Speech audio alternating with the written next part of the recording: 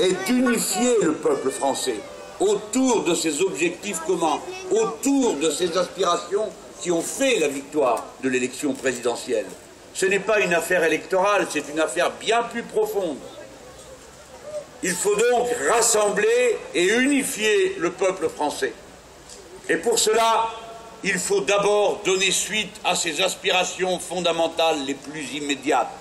Je dis, François Hollande, tu te tromperais si tu ne comprends pas cela. Il ne s'agit pas de faire baisser la garde à la droite. Elle ne la baissera jamais. Il s'agit d'entraîner la masse du peuple français à l'assaut de ses revendications.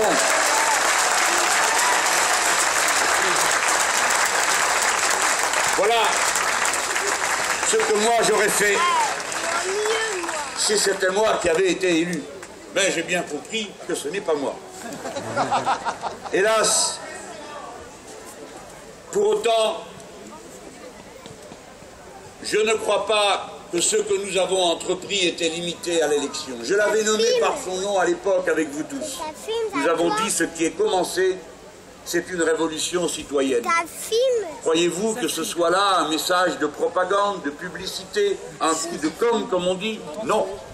C'est une réflexion sur le fond de l'histoire. Et nous avons commencé à avoir raison parce que le fait de chasser ceux qui ont dit qu'il n'y avait qu'une seule politique possible, que seul le libéralisme permettait de s'en sortir, seule la politique d'austérité convenue avec Mme Merkel était possible, chasser un tel homme, chasser une telle politique, c'est commencer un processus d'une grande profondeur. Et j'en veux la preuve.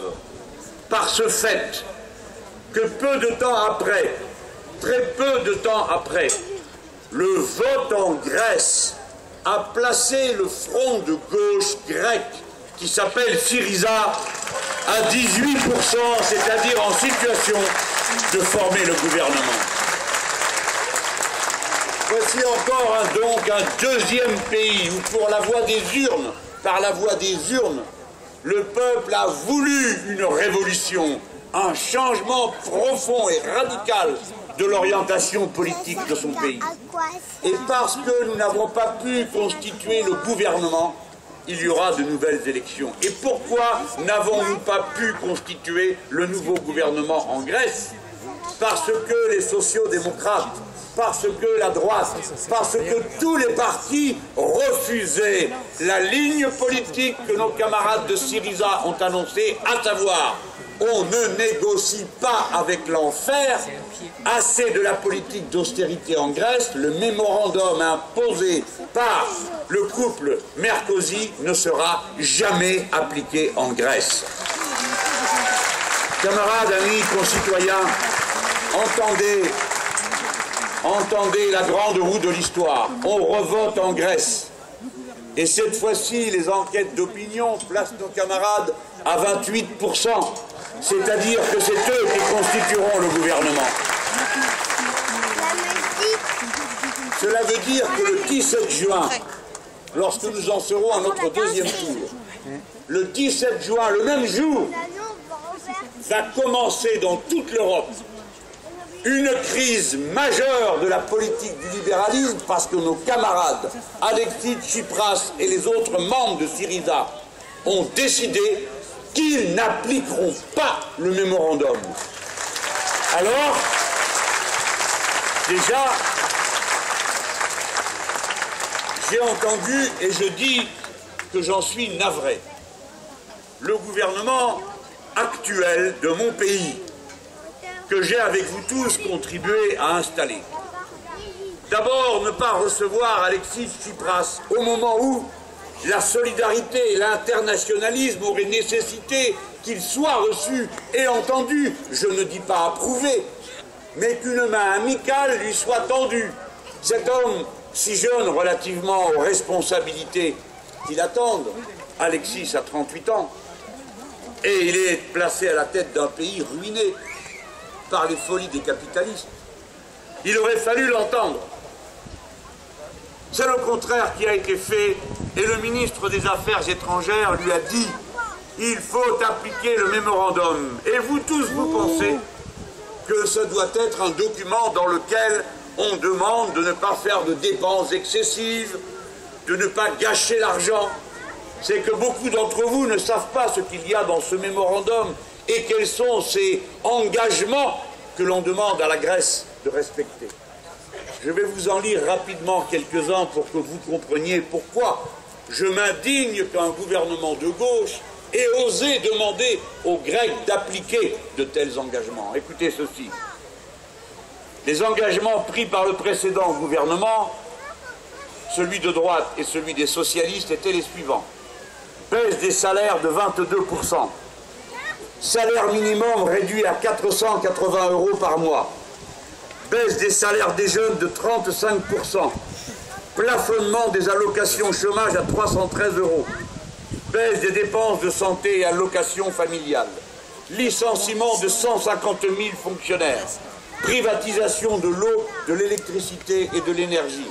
Suppression du contrat à durée indéterminée. Abrogation des conventions collectives de branche.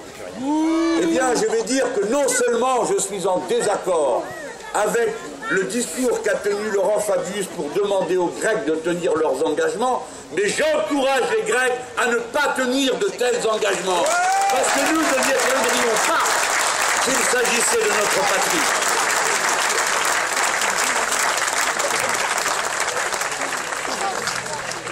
Donc voici le moment de l'histoire dans lequel s'inscrit notre action.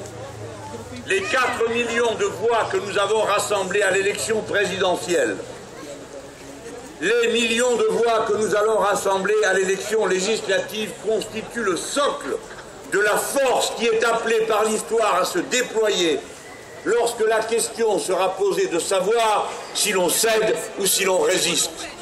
Et il n'y a pas besoin qu'il y ait une crise majeure que je ne souhaite pas pour mon pays.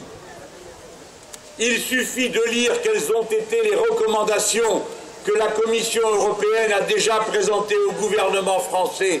Recommandations qui sont toutes inacceptables et dont j'espère que le gouvernement n'en acceptera aucune. Quelles sont ces recommandations? Exactement comme en Grèce.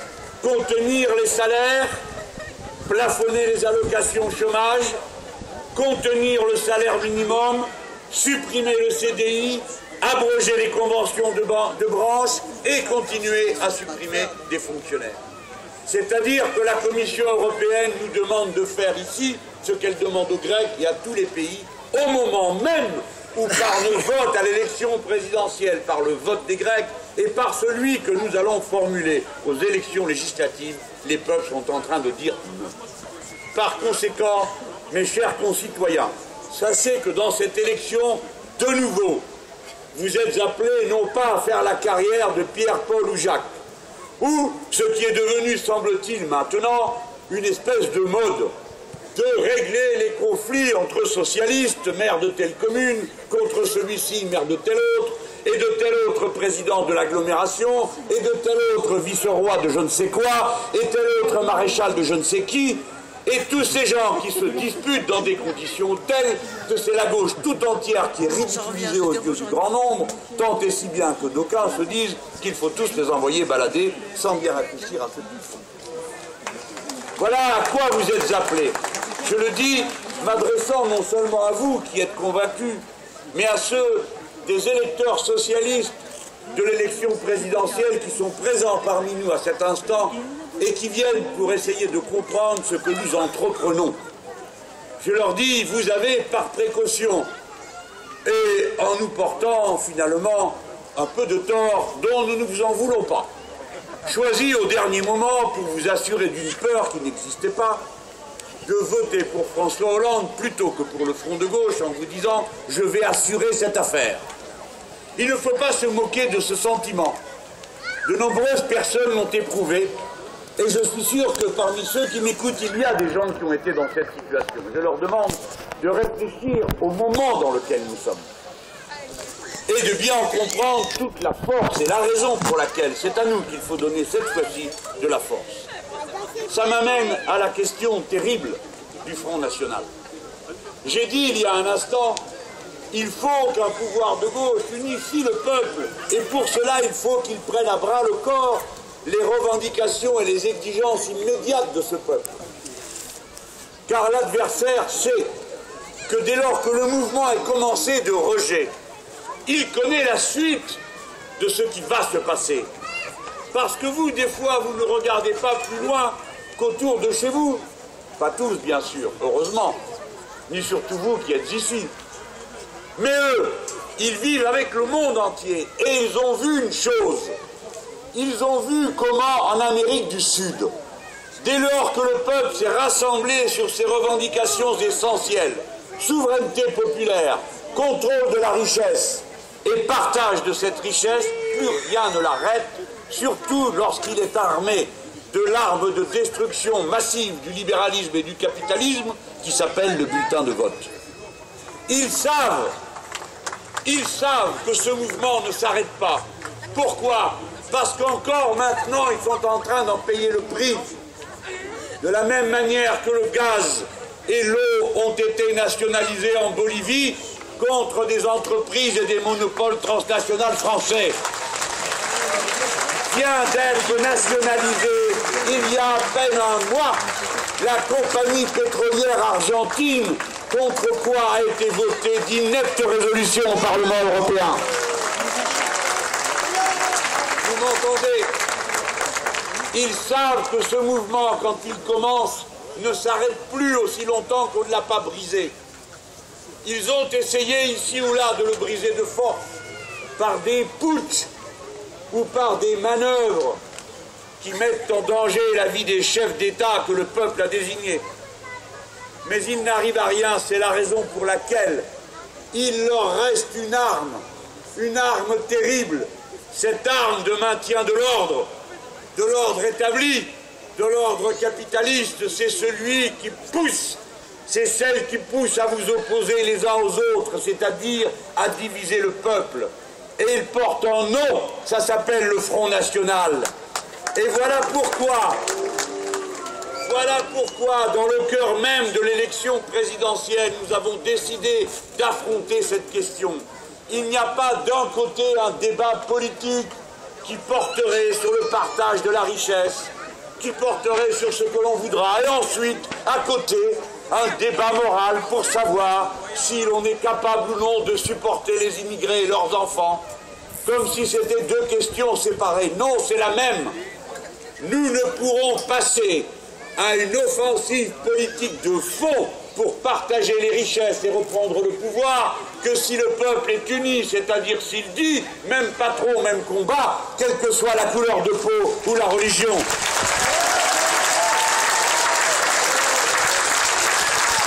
Dans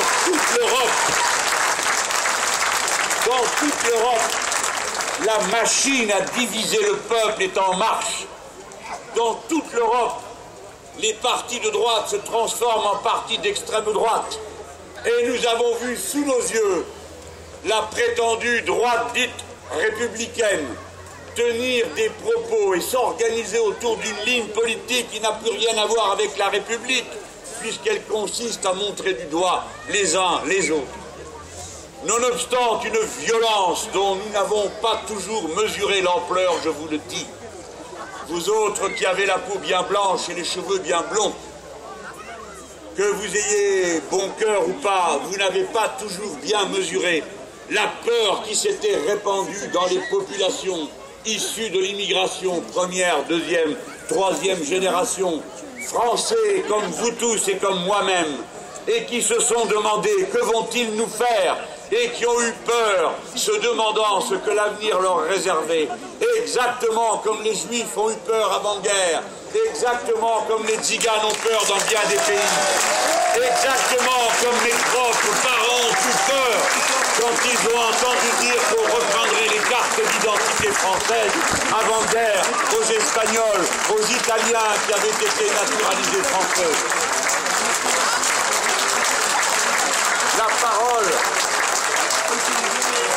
La parole forte, directe, franche du front de gauche qui dit qu'elle défendra, quoi qu'il arrive, toutes les Françaises, tous les Français, tous ceux qui vivent sur ce sol, peinent et travaillent ensemble quelle que soit leur religion, quelle que soit la nationalité des parents. Cette parole, mes amis, a claqué comme un coup de tonnerre et c'est pourquoi l'ennemi hideux s'est tourné contre nous et me pourchasse partout où je vais de ces remarques, de ces commentaires fielleux et non seulement avec elle, l'épouvantable Madame Le Pen, mais tous ces gens qui disent qu'il n'est pas bien grave d'en vouloir aux Arabes et aux musulmans, parce que pour eux c'est un problème aussi. Dans combien d'endroits je vois que la fraternité s'arrêterait à la porte de telle ou telle religion ou de telle ou telle couleur de peau. Pas avec nous! Pas avec nous! Pas ici!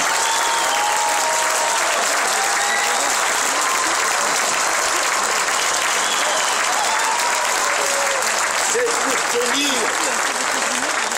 nos objectifs révolutionnaires, ceux de la révolution citoyenne, que nous menons la bataille de la fraternité et de l'égalité. Les deux principes s'affrontent depuis 1789. Nous avons fondé un régime politique entièrement nouveau, la République, qui prétendait que le pouvoir ne venait pas du droit divin, mais de la souveraineté du peuple, et que pour exercer cette souveraineté, le peuple n'a qu'un instrument de travail, son cerveau, et que c'est en confrontant des arguments raisonnés, opposables les uns aux autres, que l'on peut ensuite voter, et que nous acceptons une règle du jeu qui, si vous y réfléchissez, n'est pas si évidente que ça, à savoir que 51 ont raison contre 49. Nous nous inclinons devant la décision prise, pour autant nos convictions ne changent pas. C'est ce régime entièrement nouveau, il est bâti sur une idée et une seule. Tous les êtres humains sont semblables et donc égaux. Et cette idée est vérifiée par l'écologie politique qui nous enseigne qu'il n'y a qu'un seul écosystème dans lequel la vie humaine est possible, quelle que soit sa taille, son poids, son âge, son sexe, la couleur de sa peau et ainsi de suite. Oui, nous sommes êtres humains égaux et semblables en droit. Et un autre principe s'affronte à nous, qui dit « Vous rêvez, ce n'est pas vrai, regardez-vous, il y a des petits, des grands, des gros, des mecs, des hommes, des femmes, plusieurs couleurs de peau. Vous voyez bien que vous n'êtes pas égaux, vous n'êtes pas semblables, tant et si bien que si par la politique vous voulez vous rapprocher de l'égalité naturelle qu'il y a entre les êtres humains, vous ne pourrez le faire qu'au prix d'une violence politique. Voilà pourquoi ils nous accusent sans cesse d'être des violents et pour se prémunir de la violence de l'égalité, ils nous opposent la violence de l'inégalité, le maintien d'un ordre injuste qui oppose les uns aux autres. Ce sont ces deux grands principes politiques qui s'affrontent. Alors oui, c'est vrai, je suis allé dans la 11e circonscription du Pas-de-Calais pour rendre visible cette lutte. Ce n'est pas une affaire personnelle. Je ne connais pas Madame Le Pen et du peu que j'en connais, je n'ai pas envie de la connaître davantage. Je ne mène pas une guerre personnelle. Je mène avec mes camarades une bataille politique dont je veux que tout le monde la voie, la regarde bien en face, car c'est celle qui va conduire tout notre peuple à trancher entre deux grandes idées. Et pour une fois, à qui va-t-on demander de trancher? À la classe ouvrière la plus mélangée du pays, à l'endroit où sont nées toutes les grandes conquêtes du monde du travail, que pour notre honte on attribuerait, paraît-il, en fief à Madame Le Pen, là où ce sont les idées du socialisme, les idées du communisme, la pratique du syndicalisme qui a porté en avant les revendications qui ont permis de constater l'égalité de la faire vivre. Mes amis, mes camarades, l'action politique est une grande et très noble chose. Qu'on ne vienne pas me dire que c'est un cirque médiatique. Les médias sont une bonne chose dans cette circonstance, ils permettent d'observer un grand combat quand bien même tâche-t-il d'en réduire la signification, de la rabougrir en une querelle de personnes. Tout le pays, lui, quels que soient les commentaires, sait ce qui se passe là-bas et ce qui a été engagé et qui se continue ici. Dans chaque circonscription électorale, Je vous appelle au nom du Front de gauche à manifester avec fierté et détermination votre volonté de ne pas abandonner un mètre de terrain au racisme et à la xénophobie. Je vous appelle à proclamer plus fort que jamais votre volonté de faire vivre une France de l'égalité qui passe donc par les mesures d'égalité qu'est le partage de la richesse. Et ce partage de la richesse trace une limite à la propriété privée des moyens de production. Lorsque les patrons abandonnent les entreprises, ou bien lorsqu'ils les pillent, lorsqu'ils les achètent au détail, pour €1 symbolique et revendent ensuite le terrain et les équipements pour des sommes qui leur permettent de compenser ce que leur coûte la misère qu'ils infligent aux autres en licenciant des centaines de personnes comme nous le voyons. Depuis que l'élection a eu lieu, le MEDEF révèle au grand jour son complot. 90 000 postes de travail sont mis en danger. La plupart du temps, je dis bien la plupart du temps, dans des entreprises parfaitement viables, qui produisent des produits parfaitement compétitifs et de très bonne qualité. Pour l'unique raison qu'il s'agit de mafiotage, d'agiotage, de combine et de rien d'autre. C'est la raison pour laquelle c'est le même souci de faire vivre l'idée de l'égalité qui nous dit non, la propriété privée des moyens de production doit connaître une limite. Cette limite, c'est celle de l'intérêt général que porte l'exigence de pouvoir vivre de son travail. C'est pourquoi nous demandons dès maintenant que d'ici à l'élection de la prochaine Assemblée nationale, il soit prononcé un moratoire sur tous les licenciements. Ils peuvent bien attendre que les députés soient élus pendant un mois, puisque le pays lui-même attend pendant un mois que les députés soient élus. Pourquoi attendre un mois? Qu'est-ce qui pourrait changer? Eh bien, précisément, que dès que nous serons élus, nous, les députés du Front de gauche, sans attendre un instant, nous représenterons devant l'Assemblée nationale la loi présentée par le sénateur Front de gauche Dominique Watrin, élu du Pas-de-Calais, qui est une loi qui interdit ce que l'on appelle les licenciements boursiers, c'est-à-dire les licenciements dans les entreprises qui font des bénéfices. Et vous savez comme moi que la plupart des cas que nous évoquons sont des entreprises qui font des bénéfices. Voilà pourquoi nous voulons qu'on arrête le carnage, le temps que nous arrivions et que nous prenions les mesures qui nous permettent de redresser la situation en empêchant l'hécatombe, non seulement humaine, non seulement sociale, mais économique. Car voyez-vous, lorsqu'on parle d'une entreprise comme Meryl Fiber, qui se trouve dans le Pas-de-Calais, on parle de la seule entreprise qui produit du fil nylon, non seulement en France, mais dans toute l'Europe. Autrement dit, il y a un intérêt général à garder cette capacité de production. Et si je gouvernais, et rien ne m'empêchera de le proposer comme député avec mes camarades du Front de gauche, il faut réquisitionner ce type d'entreprise lorsque les patrons les abandonnent.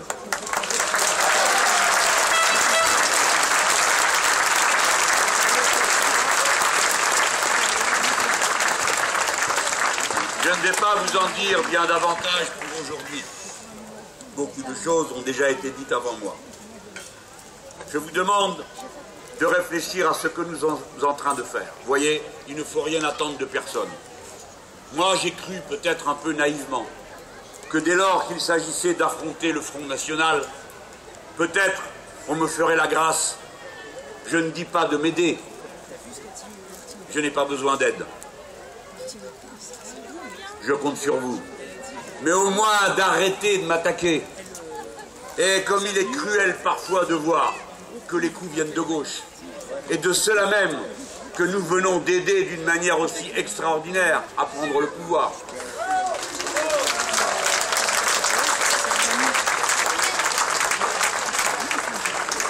Bien, nous n'avons pas pu faire d'accord dans ces circonscriptions où il fallait se mettre d'accord pour éviter d'être éliminés au deuxième tour. Ce n'est pas de notre faute. J'ai cru comprendre que pour certains dirigeants socialistes, il était plus dangereux à leurs yeux d'avoir des députés front de gauche dans l'Assemblée que certains députés de droite. Je le déplore. J'ai compris pourquoi. Peut-être parce qu'ils pensent, et ils n'ont pas tort, qu'une fois que nous serons là, nous élèverons le niveau d'exigence. Pas pour être les madames et les monsieur plus, mais pour donner sa suite légitime à l'aspiration populaire qui s'est exprimée à travers le vote pour nous. Encore une fois, je dis à mes camarades socialistes, entendez-nous, ne passez pas le plus clair de votre temps à dire, puisque nous avons gagné l'élection, alors c'est notre programme et rien d'autre. Entendez la voix des 4 millions d'électrices et d'électeurs du front de gauche, qui ne sont pas vos ennemis, qui sont vos camarades.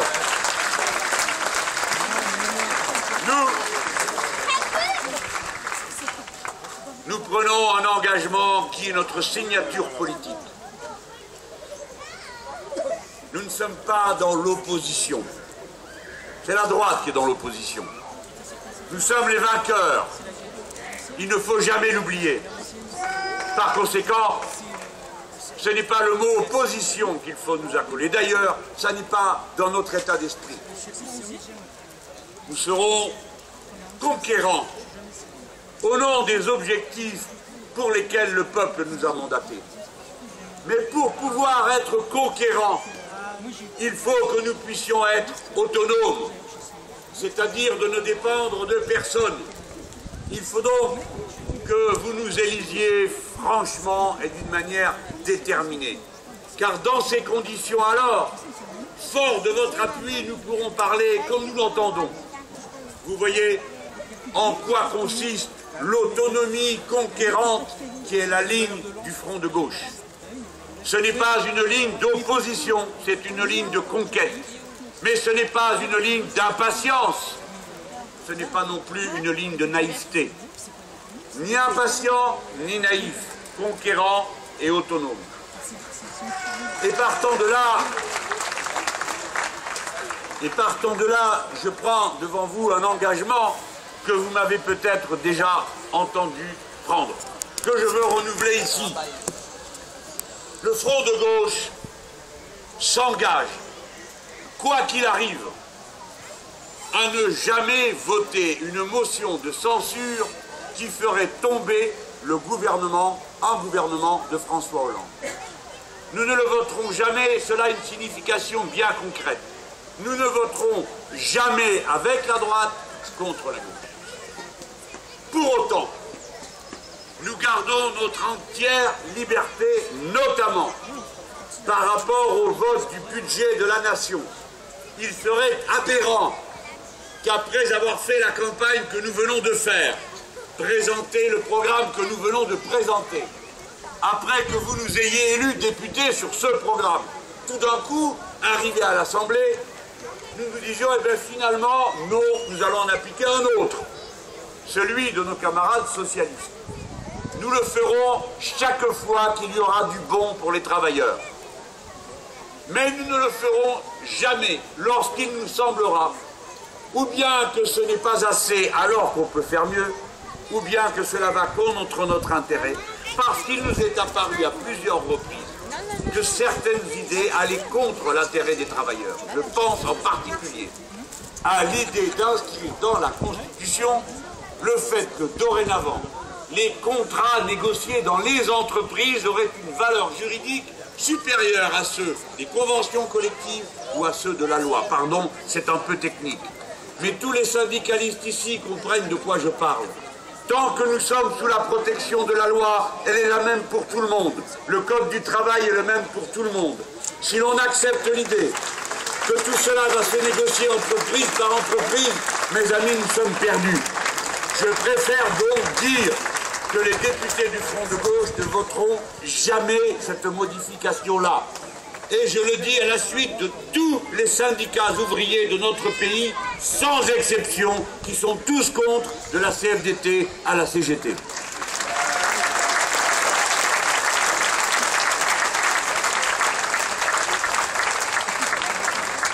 par conséquent, lorsque viendra le budget de l'État, nous ferons des amendements, nous ferons des propositions. Vous verrez que certaines seront acceptées.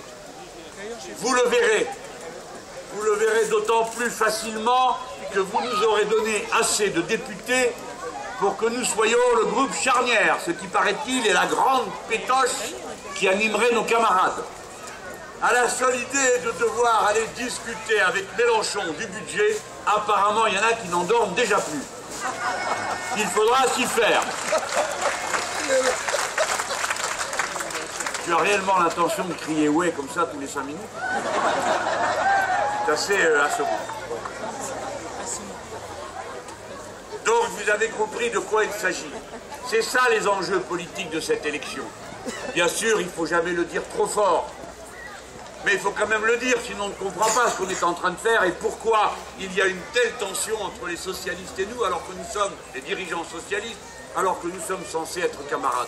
Regardez un exemple qui ne nous fait pas du bien. Vous avez entendu parler de l'affaire Pucheida à Liévin.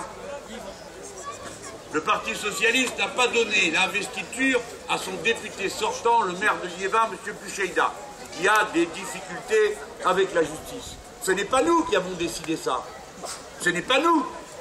Nous n'avions pas à donner ou à retirer l'investiture. On ne nous a pas demandé notre avis. N'empêche que c'est fait. Et par conséquent, les gens qui regardent ça se disent « Ah bon, il y avait un problème ?» Ben oui, il y en a un. Et les socialistes ont désigné un autre candidat pour dire « C'est celui-là qui est bien, pas celui-là. » Très bien, c'est leur droit. Nous le comprenons. Je me demande pourquoi Martine Aubry est venue faire campagne dans ma circonscription plutôt que dans celle d'à côté, où elle aurait bien aidé ce jeune camarade à se faire mieux connaître, puisque c'est lui qu'ils veulent voir élu. Ou bien alors c'est de l'hypocrisie. Regardez ce qui se passe dans les Bouches-du-Rhône. Ah, ça peut vous paraître bien loin, mais je vous en parle quand même. Et vous savez pourquoi? Parce que j'espère que quelqu'un porte les paroles que je vais prononcer jusqu'aux oreilles des intéressés. Qu'est-ce que je vois? Voici à nouveau une députée sortante qui s'appelle Sylvie Andrieux, sur laquelle je ne porte aucun jugement. Moi, je n'ai rien à dire sur le sujet. C'est pas moi qui l'ai choisie pour être candidate. Le Parti socialiste vient de décider de lui retirer son investiture parce qu'elle est envoyée en correctionnel. C'est pas nous qui avons décidé ça, c'est eux. Encore une fois, ce n'est pas nous. S'ils enlèvent l'investiture, cela signifie qu'ils pensent qu'elle ne peut pas les représenter. À plus forte raison, nous. À plus forte raison, nous, sommes-nous autorisés à dire, ben nous non plus. Ni au premier, ni au deuxième tour. Alors, si vous lui retirez son investiture, alors qu'elle a déjà déposé ses bulletins de vote, vous êtes un peu hypocrite. Alors qu'elle a déjà déposé sa profession de foi, vous auriez pu y penser avant.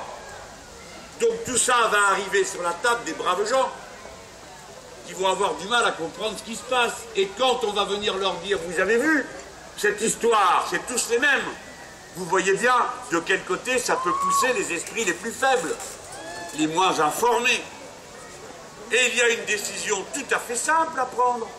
Puisque le Parti socialiste n'a plus de candidat dans cette circonscription où la droite et l'extrême droite menacent, il suffit au Parti socialiste de donner son investiture à la candidate du Front de gauche.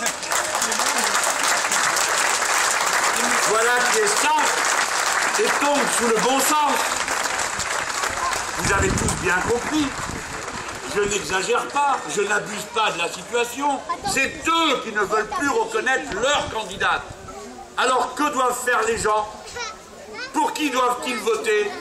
Le Parti socialiste n'a donc pas d'avis dans une circonscription où la droite et l'extrême droite menacent? Si, il doit faire comme nous avons fait, en toute responsabilité, alors même que l'accord avait échoué avec le Parti socialiste sur la question des candidats aux élections législatives dans les circonscriptions où nous étions menacés de disparaître, sans rien demander puisque cet accord avait échoué.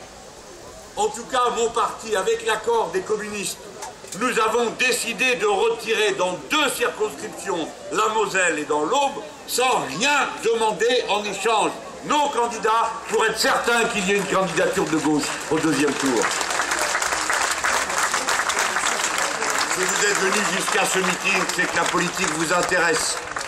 Donc tout ce que je viens de vous dire, qui peut paraître compliqué, pour des gens qui regardent tout ça d'un peu loin. Vous en comprenez toute la signification. Et je vous demande de garder ces paroles dans votre cœur et de vous en souvenir quand vous entendrez de nouveau dire des choses contre nous, selon lesquelles, paraît-il, nous aurions fait échouer l'accord, ou nous ne ferions pas ceci, nous ne ferions pas cela. Le croyez-vous? Alors qu'ils m'accablent de leur sarcasme, c'est à moi qu'on vient dire « Ah, il ne faut pas faire de division, il faudrait donc que je subisse tout ça sans dire un mot. » Non, j'essaye de faire ce que je peux pour faire des propositions au nom du Front de gauche qui ont un objectif. Rassembler et donner de l'énergie révolutionnaire à notre peuple. Voilà l'objectif politique que nous donnons. L'énergie révolutionnaire et citoyenne. Mes amis, mes camarades, vous ne pourrez pas contourner les tâches politiques qui se présentent devant vous. Vous ne pourrez pas passer à côté. Vous ne pourrez pas dire « nous verrons bien ». Non, on ne verra pas bien. Il faudra affronter la question de la dette en Europe. Il faudra affronter la question du nouveau traité européen et exiger un référendum dans notre pays. Car sinon, nous sommes condamnés à l'austérité. Parce que déjà, la Commission européenne a fait ses recommandations. Parce que déjà, dès que le budget de l'État va être mis sur la table, vous allez voir les agences de notation venir rôder autour de la France comme autour d'un fruit juteux. Ces questions politiques, nous ne pourrons pas les contourner. Dites autour de vous, c'est le moment de se donner des outils de combat. Ce n'est pas autre chose. On ne vient pas demander de voter pour Pierre, Paul ou Jacques. On vient demander de voter pour une idée, pour une manière d'être dans la politique. C'est-à-dire une manière qui refuse la résignation, qui refuse la division de la haine et qui dit la question ce n'est pas l'immigré, la question c'est le banquier. Voilà le problème qui est posé à la patrie républicaine des Français.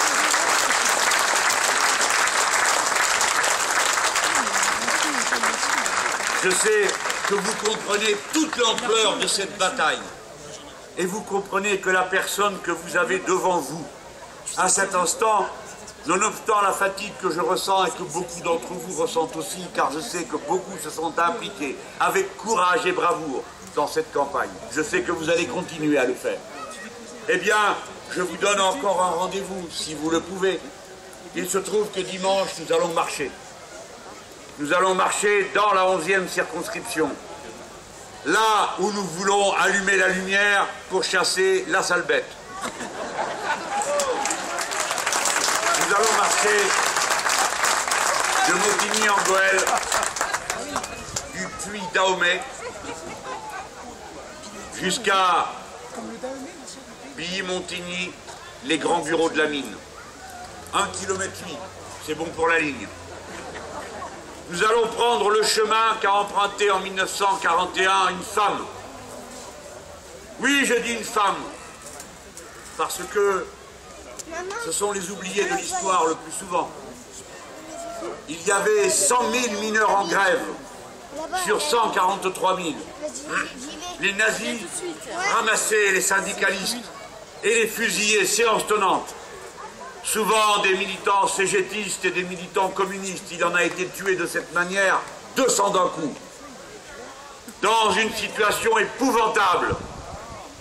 Et je sais pourquoi je rappelle le sacrifice de ces militants-là. Quand Souvian vient me dire que les communistes ont fait je ne sais quoi, et j'ai même entendu la femme, M. Le Pen, dire que les communistes avaient du sang jusqu'au coude. C'est lui qui a du sang jusqu'au coude, compte tenu de ce qu'étaient ses activités.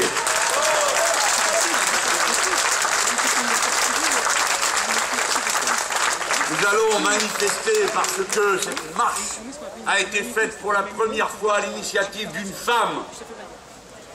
femme de mineur, qui a appelé les autres femmes, filles, mères, épouses, qui sont descendues dans la rue au nez à la barbe de l'envahisseur nazi qui fusillait, et ont marché du puits Dahomey, où les ouvriers étaient en grève, les mineurs, qui, comme l'a dit le poète Aragon, au fond avaient tous la gueule noire, et la même couleur de sang, bien rouge, et ont marché jusqu'à Billy-Montigny, ces femmes. Cette femme s'appelait Emilienne Mopti. C'est son nom que je vais faire revivre avec mes camarades, comme une image du courage et de l'identité féministe du front de gauche, l'image de la résistance inflexible.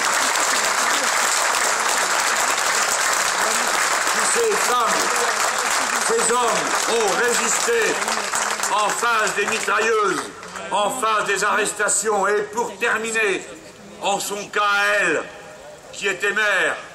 Je le dis parce qu'on m'a dit vous faites ça le jour de la fête des mères. Oui, je voudrais juste vous rappeler que c'est une fête inventée par le maréchal Pétain, mais je ne veux gâcher la dimanche à personne. Oui, oui. Les mêmes qui font des fêtes ce jour-là ne font pas des fêtes le jour de la lutte des droits des femmes. Hein. Le 8 mars, ils n'y sont pas. Enfin, nous allons le faire.